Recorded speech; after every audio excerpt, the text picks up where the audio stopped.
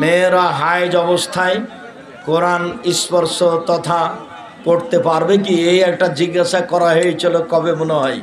জি, মনে রাখবেন একটা কথা, যারা মিডিয়ায় কাজ করছেন তাদেরকে বলে রাখছি, রাসূল সাল্লাল্লাহু আলাইহি সাল্লাম যখন আয়েশা রাদিয়াল্লাহু তাআলা আনহাকে হজ সফরে বললেন, আয়েশা তুমি কাঁদছো কেন, তাহলে কি তুমি ঋতুবতী?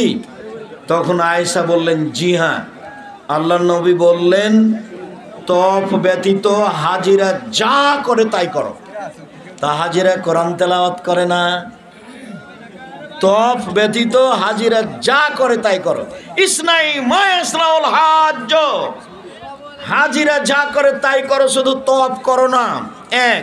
দুই, যখন আল্লাহর নবী বললেন যে মহিলারা জাহান্নামে যাবে, তো দুইটা কারণ, একটা তাদের বুদ্ধি কম, একটা তাদের দিন কম। তো মহিলারা জানতে চাইলো যে দিন কিভাবে কম, তখন আল্লাহ রাসূল বললেন, আলাইসা জাহাজাত লাম তুসাম লাম তুসাল্লি,